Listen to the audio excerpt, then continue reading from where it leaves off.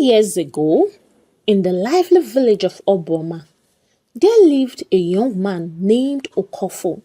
He was the only child of his parents, who were known for their tiny store where they sold firewood and roasted corn. Life in Oboma was simple but tough. In this village, a man's success was not measured by his intelligence, his wealth, or even his ability to wrestle a girl to the ground, which for some reason was a sport the villagers loved. A man's success in this village was measured by how many children he had. If a man had only one child, people would gather in hushed tones and whisper, "What kind of an unfortunate man is this?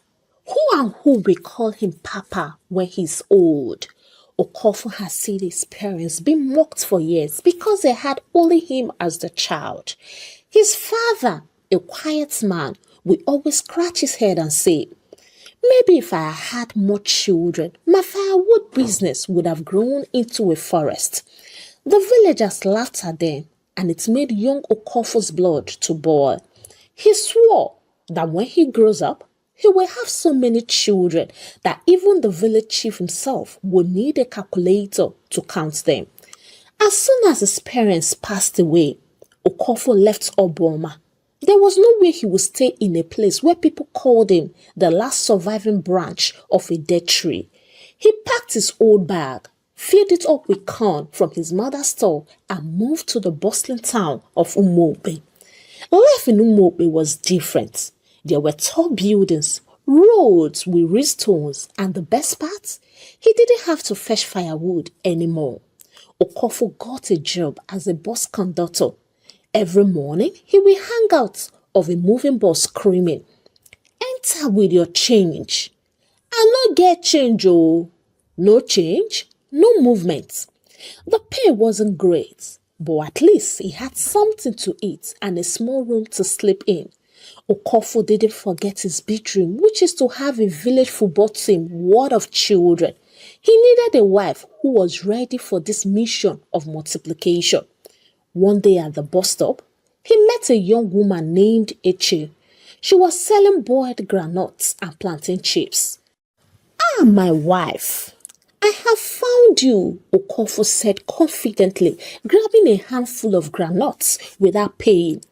Eche gave him a look that could curdle fresh milk. "You have found who?" she asked. "You, of course," Okofo said, smiling. "I want to marry you, and together we will build a generation. But let me ask you one important question. How many children do you want?" Eche burst out laughing. "Not so soon, but for children, maybe 2, or let's say 3. "For me, I want 20, Okofo said. Eche stopped laughing.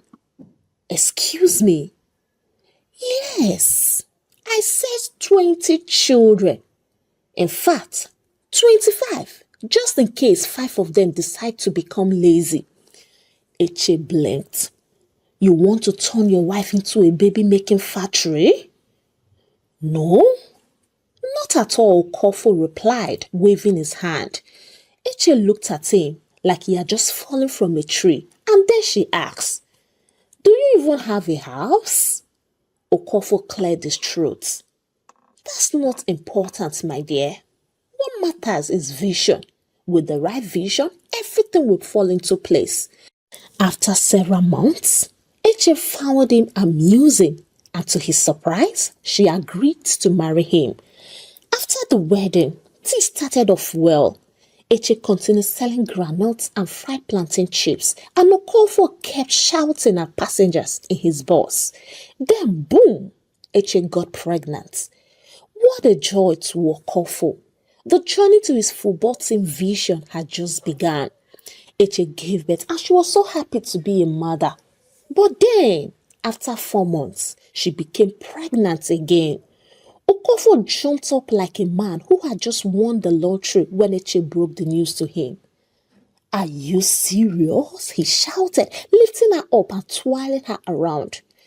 "Eche, my good wife, you are doing well. May God continue to bless your womb the more. This is how a woman should be. Eche, who was already dizzy from breastfeeding, slapped his hand away. Put me down before you spin my intestines out. Okofo gently dropped her and began dancing around the small room like a madman. Another baby, on the way he sang. But Eche was not smiling at all. Okofo, can you hear yourself at all? Just 4 months after I gave birth. Do you think I am a chicken that lays eggs every market day? Okofo stopped dancing and scratched his head. But this is a good news now. God is blessing us so fast. Very soon we will have our own football team. Eche sighed so loudly that even the landlord who was passing by cleared his throat in response. My husband, this is not normal. We are supposed to wait at least 1 year before taking in for another child. What if something goes wrong? Okofo waved her words away. Eche, stop worrying. God is on our side. Look at me. Do I look like a man who will suffer? Eche stared at his old trousers with a hole in the back and his shirt that was already changing color.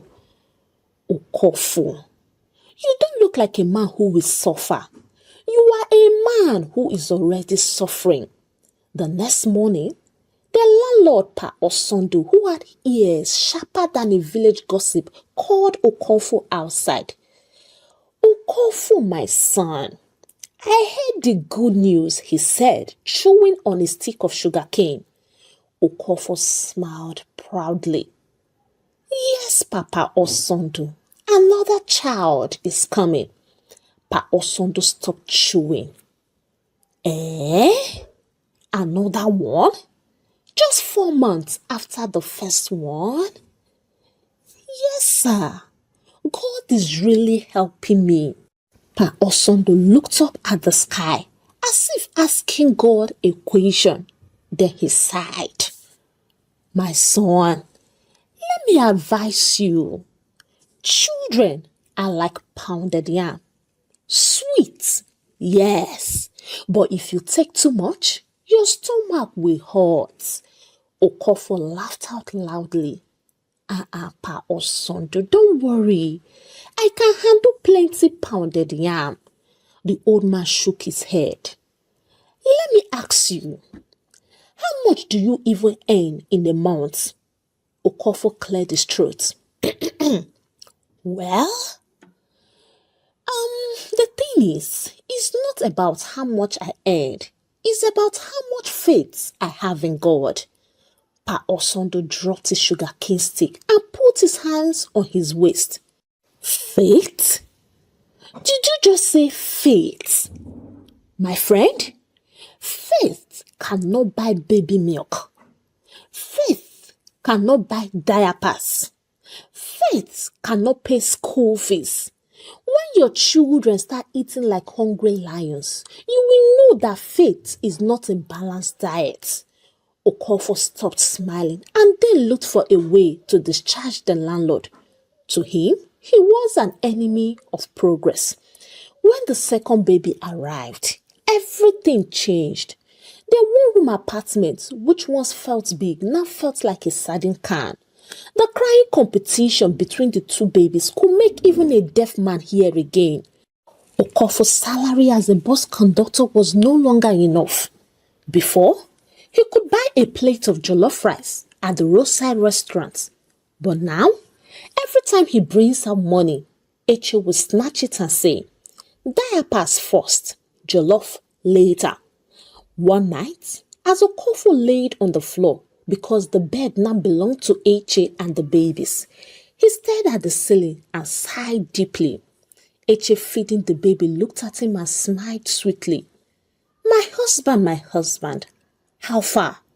Do you still want 25 children? Okofo turned his face to the wall and pretended to be asleep. The next morning, Okofo decided to change his life. I need a better job, he told Eche. A job that can bring in more money. Eche clapped for him sarcastically. Finally, my husband has woken up from his big dream. Okofo tried out different jobs. He was a shoe shiner, a barber's apprentice, and even a church drummer until the pastor chased him away for falling asleep during Sunday service. One day, he saw an advertisement for a security job at a bank. "This is it," Okofo said, running home excitedly. He wore his best trousers, which still had a small hole, and went for the interview. The bank manager looked at his CV and raised an eyebrow. "Do you have any experience?"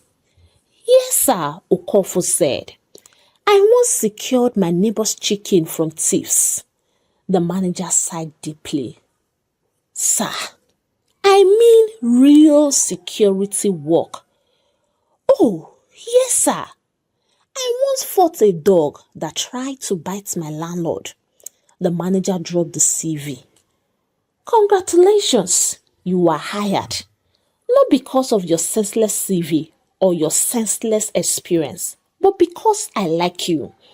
Okofo didn't mind the insults. He was only happy that he was hired. The next day, he resumed in time. He loved his new job. Of course, why not? The price of diapers. Now your mates. He stood at the entrance of the bank, wearing his new uniform, feeling like a chief of police.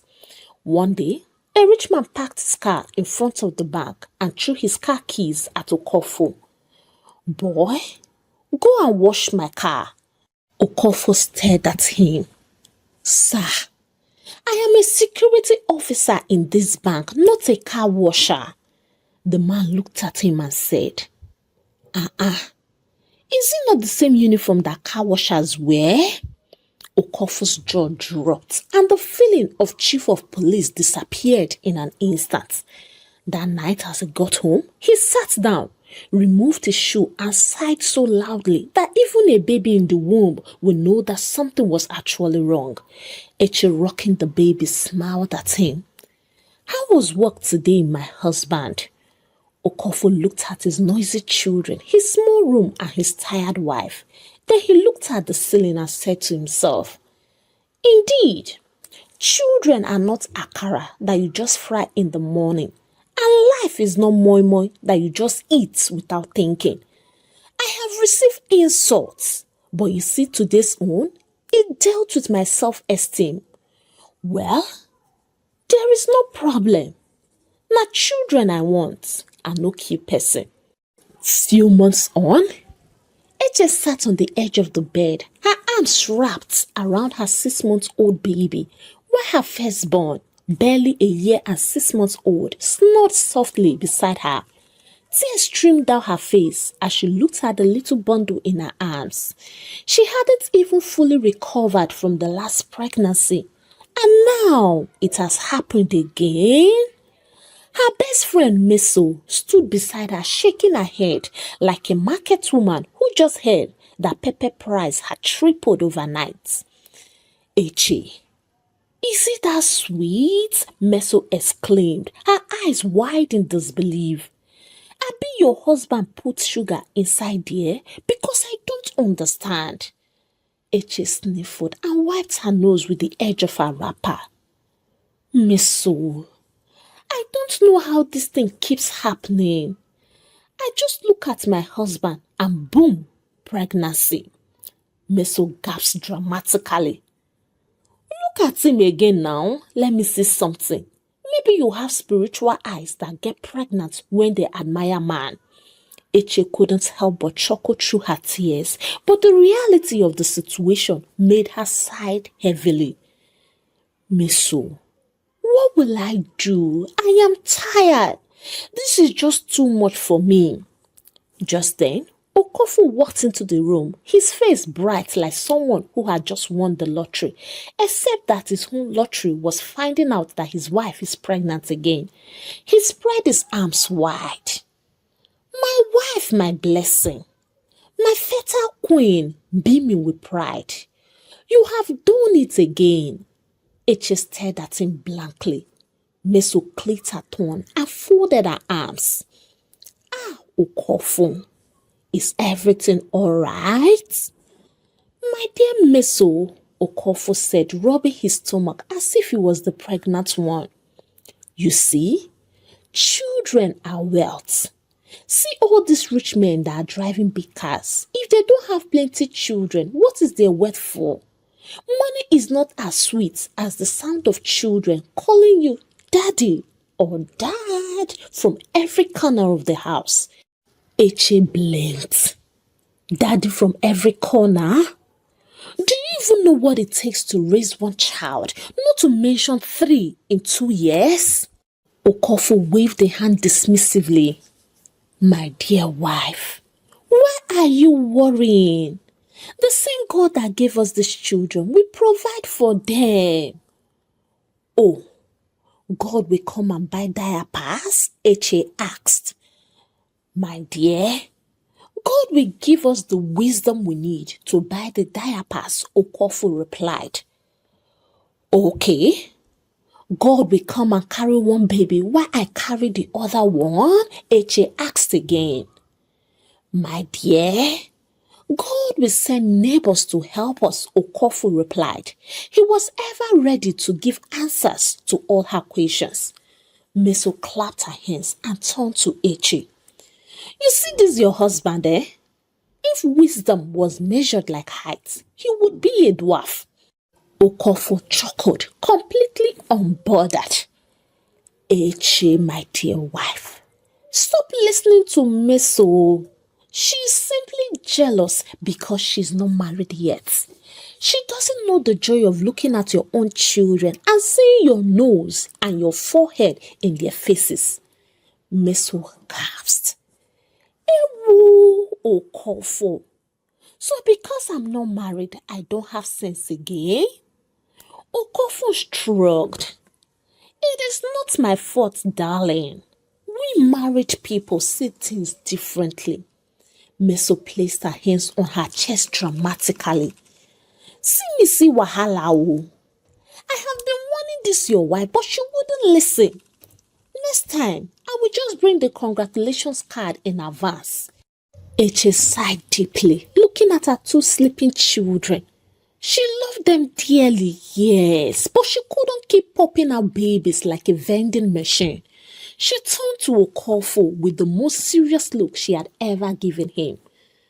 My husband, let me tell you now, after this baby, if you even breathe near me wrongly, I will pack my load and move to Meso's house. Meso clapped excitedly. Yes. Come on, my friend. My bed is big and my peace is plenty. Okofo laughed loudly. You women don't understand. A full house is a happy house. Meso shook her head. A full house with an empty pocket is stress. When the children start asking for school fees, will you tell them that children are blessings? My dear Okofo, let me ask you, when last did you buy meat in this house? Okofo paused. Meso, that is not the point now. Oh, when did you even buy ordinary sardine? Meso added another question. My dear, let's focus on... Meso was not done yet. When last did you even eat boiled egg? I mean, ordinary boiled egg that was not sheared into 4 pieces. Okofo sighed and rubbed his head. You people just like to stress a man. He turned to his wife and said, Eche, my darling, the most fertile of all. Don't mind this your Meso or mess up, whatever her name is. She's just trying to talk like a single prinkle. Let me go and buy you suya to celebrate this good news. Meso gasped. So you have money for suya, but you don't have money for good food for your wife and children? Is my wife complaining? Okofo replied.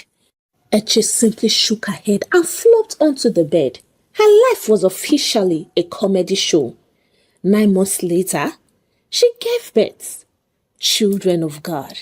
This time, she gave birth to a set of twins, a boy and a girl. Praise the Lord! Okofo's dream is gradually becoming a reality. As she returned home from the hospital, she sat in the small stuffy room staring into the space. Her first two children were already running around the room, one attempting to chew with slippers, the other scribbling charcoal on the wall. She sighed deeply. She didn't know if she should be happy or worried. Okofo, on the other hand, was over the moon. He danced around the room like a masquerade at the festival, carrying one twin and tossing him in the air. God has remembered me, he shouted, beaming with pride. Twins, a full set. If you people like, keep talking. My wife and I will keep producing.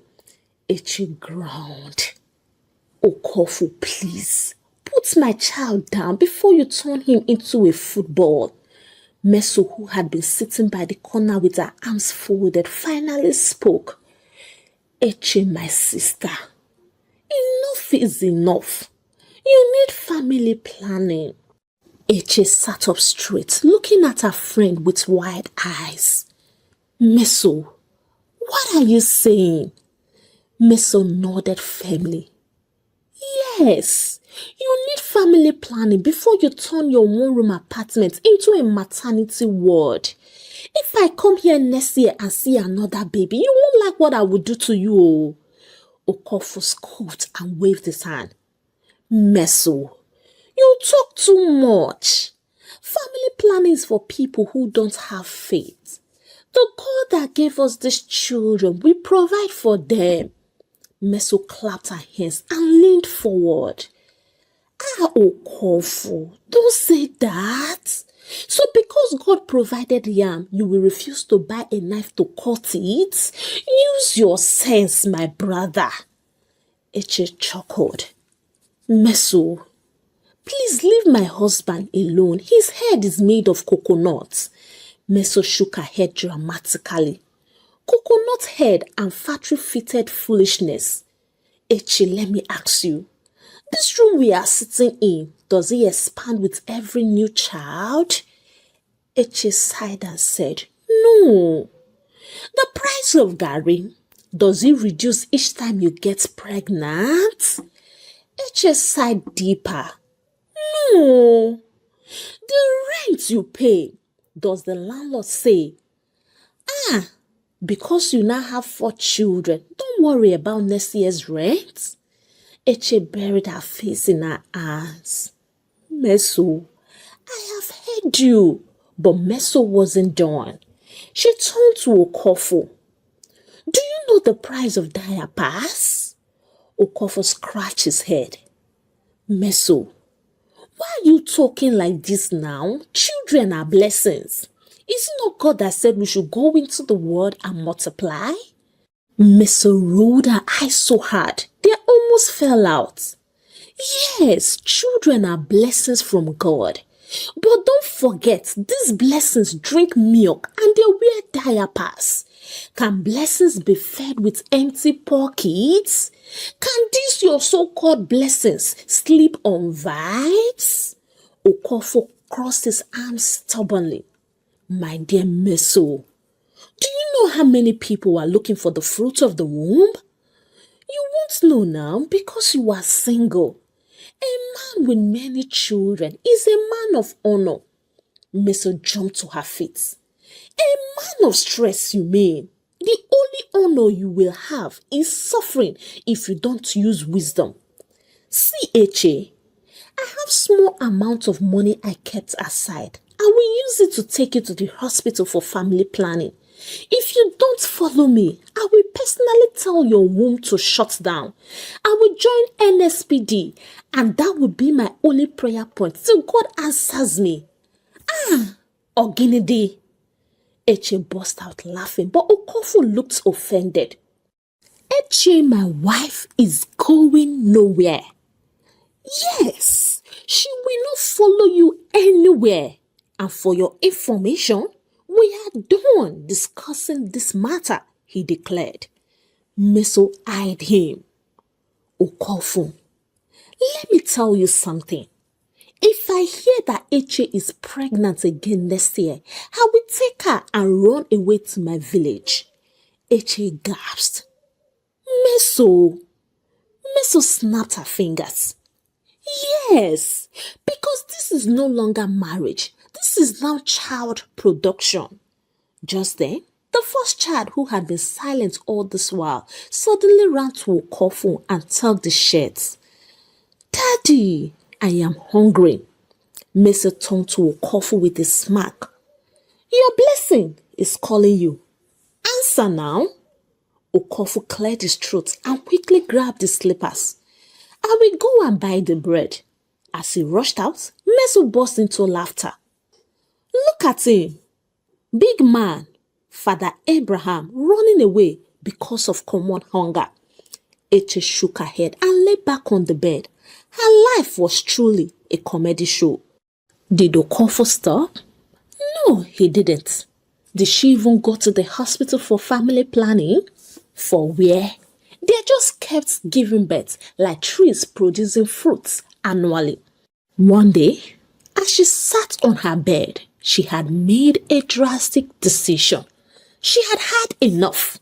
Enough of Okofun. Enough of childbirth. Enough of her life turning into a never-ending maternity world. She has spent the last few years being pregnant so often that even the street dogs started wagging their tails whenever they saw her, expecting another birth announcement. This night, this particular night, was the night her patients packed its bags and left. Okofun, after devouring a mountain of fufu and egusi soup, wiped his mouth dramatically and stretched like a king who had just conquered a kingdom. Then he gave Eche the look. She knew that look. She understood it so well. That was the same look that had brought her 8 children in 7 years. That was the same look that had turned her stomach into an expressway for babies. That was the same look that had made her the only woman in the neighborhood whose womb had never gone on strike. Okofun sided up to her, grinning like a mischievous goat. Eche love, my goalkeeper, the mother of my squad, come to Zaddy. Eche's eyes twitched. Zaddy, she repeated. Yes, love. He heard her waist again.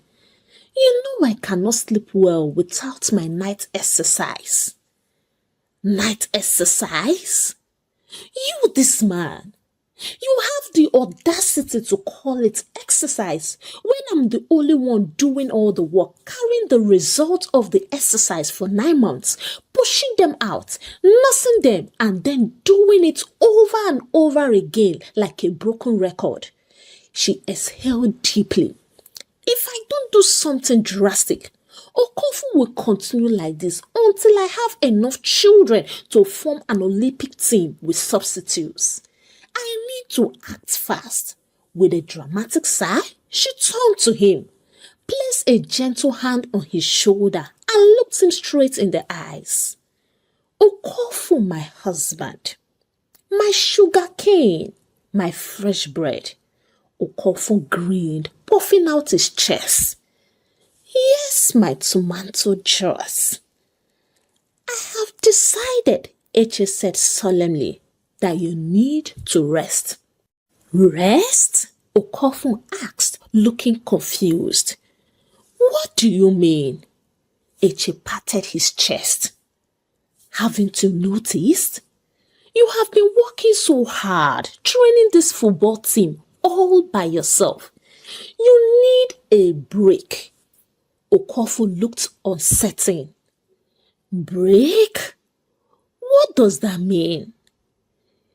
Yes, you need a break, she said. You have scored enough goals. It is now time for retirement. His eyes widened in horror. Retirement? Who is retiring? You, of course, she said. You are a legend. My husband, a record-breaking striker. Who is a culture to be measured when we have you? But my dear, even the best players retire. My love, you have played a very good game, and it is now time for you to rest. Okofun looked like she had just told him that egusi soup had been banned worldwide. But I still have strength, he said, showing off his muzzle. No, Eche said quickly. You must rest. In fact, from today, I am declaring this house a stadium under renovation. No more matches until further notice. Okofo gasped. Eche, you can't do this. I have done it already, Eche said, folding her arms. If you try to play any more match, I will show you a red card. Okofo blinked, his lips trembling. But, no buts. In fact, from today, you are fasting. Fasting? Okofo staggered. Yes, fasting. And what I mean is, no more conjugal rights until I say so. Okofo grabbed his head. Eche, have mercy. At least, let's negotiate. A friendly match or a small penalty shootout. She shook her head. My dear husband, not even a handshake. Okofo groaned dramatically and collapsed onto the bed. This is wickedness. This is cruelty in the highest order. This is against human rights. Eche smirked. No, darling husband. This is called family planning. Since you have decided that I will not go to the hospital, I am now taking the bull by the horn. And with that, she turned off the lights and went to sleep, leaving Okofo lying there like a defeated warrior, staring at the ceiling. His dreams of another match shattered into tiny pieces. The next morning, he woke up and Eche was nowhere to be found. He thought she went out to look for what they would eat as usual, but reality hit him when she didn't return, even after the third day. One Saturday morning, he sat up on the bed staring at his 8 children who were now playing happily with the last spoon they used in finishing the pot of beans he had planned to share. He couldn't believe it. He then realized the importance of his wife. So Eche had truly left me just like that, leaving me with 8 hungry, noisy and very energetic children. For the first time in his life, he felt something he has never felt before. Fear. I mean real fear. Not the type of fear he felt when he owed the woman who sold rice on credit and had to dodge her every morning. No, this fear was different. It was the fear of fatherhood. The fear of raising 8 children alone when even raising himself had been a struggle. Papa, we are hungry, the second child, Nosike said, rubbing his stomach. Okofo's eyes widened. But you people just finished a whole pot of beans now. Nosike nodded seriously. Yes, Daddy, but that was breakfast. Now it is lunchtime. Lunch what? Okofo asked. He turned to his first son. Onochie, your brother said what? Onochie, the 9-year-old, sighed like an old man and said, Daddy, we eat 3 times a day. Okofo laughed bitterly. Since when? Nonso counted on his fingers and said, Since forever. Morning, afternoon, and evening. Okofo held his head. 3 times a day? 8 children? With no wife? This is a clear case of problem has changed hands. He had thought he was the one suffering simply because he leaves the house early and returns in the evening. But now, suffering had truly introduced itself properly. His third child, Ada, looked up at him. Daddy, are we going to eat or not? Okofo turned to her, looked into her innocent, expectant eyes, and then said the only thing his brain could produce at that moment. Go and drink water. The children groaned in frustration. One of them even fell to the ground, dramatically rolling. Papa, water is no food, Nosike complained. Okofu nodded. I know, but it can hold the stomach for some time. Noso shook his head. Daddy, are we not suffering like this? Okofu clapped his hands. God forbid. Nobody is suffering here. You people are fasting. Ada frowned. But fasting is for the church? Yes, and this house is now a church, Okofu declared, so let's fast. Before the children could protest, a loud knock came at the door. Okofu's heart skipped. He knew that knock anywhere, anytime. It was Pa Osondo, the landlord. The man was so jovial, but he doesn't play with his house rent. Okofu, his voice boomed from outside. I know you are inside there. Open this door right now. Okofu quickly arranged his face and opened the door smiling. Yes, sir, he said with all humility. Your house rent, please, the landlord demanded. Okofu scratched his head. House rent? But I've paid now. Paid what? The landlord asked, stepping forward. Thunder will strike that lie in your mouth. The last time you paid rent was when Buhari was still in power. You think I have forgotten? Or you think I will allow you and your football team enjoy my house freely? The children peeped at the drama from behind their father. Ada, the boldest among them, whispered loudly. Daddy, is he talking about the money you said you used to invest in palm oil? Okofu shot her a look. Ada, go inside right now. The landlord's eyes narrowed. Palm oil investments? So my own money is chilling on an investment? Okofu's face changed dramatically. Landlord, you will not believe it. The business was going well, but then bad markets entered and the landlord raised his hand, interrupting him. I don't care. Pay me my money or pack out. At that moment, as Okofu stood there, surrounded by 8 hungry children and a furious landlord, he realized something important. Life was truly beating him from all corners. Maybe, just maybe, he should have listened to Meso. He looked for a polished lie to tell the landlord, and that was how he escaped for that day. One glorious evening, there was a loud knock on the door.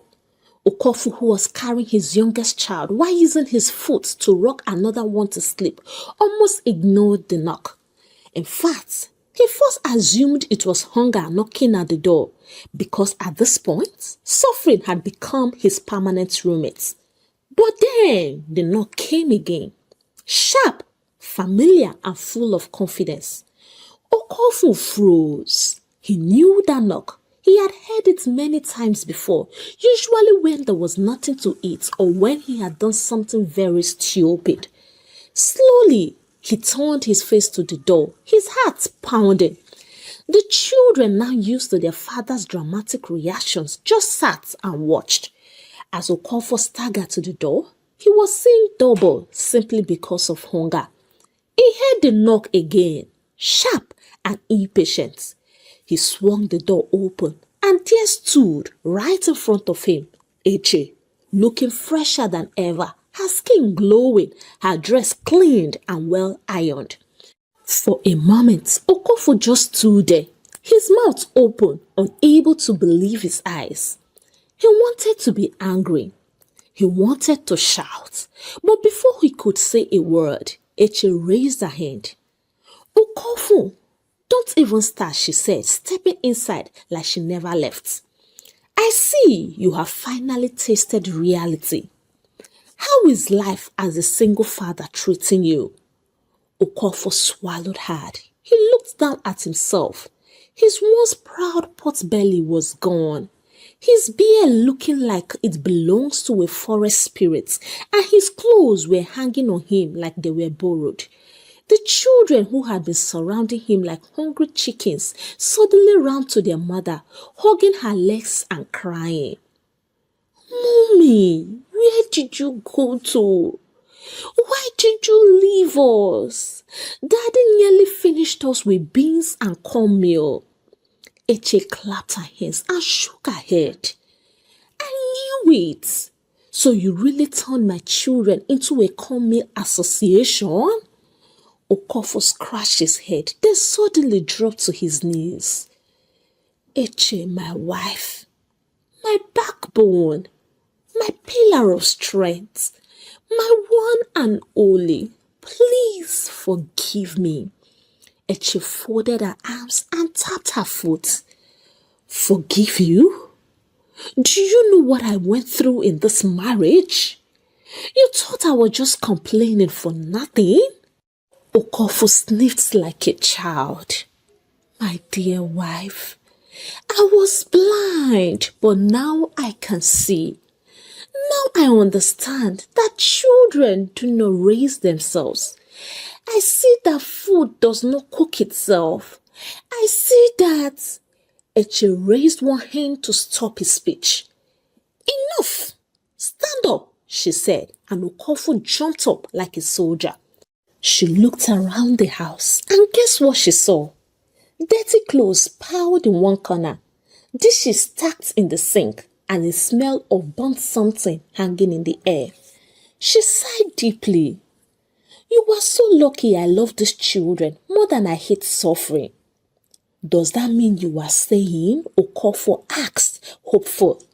Staying? With who, please? Eche asked dramatically. I am only here to rescue my children before you turn them into cornmeal and bean statues. Okofu grabbed her hands. Eche, my sugar banana, my roasted corn with pear, my... Okofu, stop! Before you disgrace yourself further, Eche said, interrupting him. Then she sighed again. I will stay, but under one condition. Anything, my love. Even if it means fetching water from the moon, I am ready. Eche crossed her arms.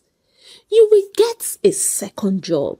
And if I ever see you chasing me around at night when we don't even have money for proper food, I will personally pack my bags and leave again.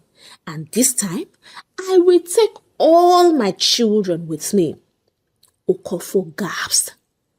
All? The 8 of them? Ah, Eche, don't be heartless. Take it or leave it. Are you ready? Okofu looked at his children, at the mess around him, then back at his wife. He swallowed his pride and nodded. I accept. Yes, I am ready. And from that day, Okofu transformed. He got a second job, started listening to his wife, and even learned how to cook something other than beans and cornmeal. Eche, satisfied that he had learnt his lesson, stayed and took care of her home. She also supported financially. The children were happy. The landlord stopped threatening to throw them out because they had money to pay for their rent. Okofu, on his part, though forever traumatized by his single father experience, finally became a better husband and a father. He also zipped his trousers so tightly so they stopped in number 8.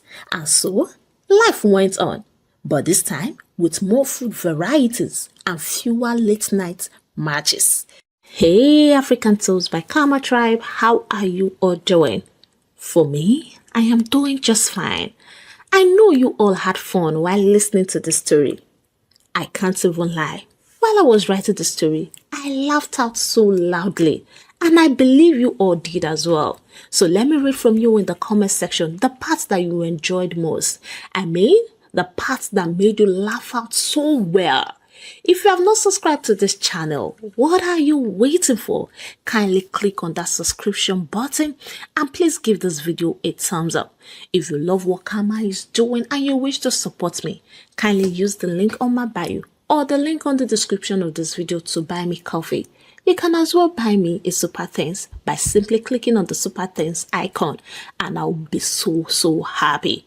Until I bring another exciting rich story your way, it is a goodbye from here and God bless you.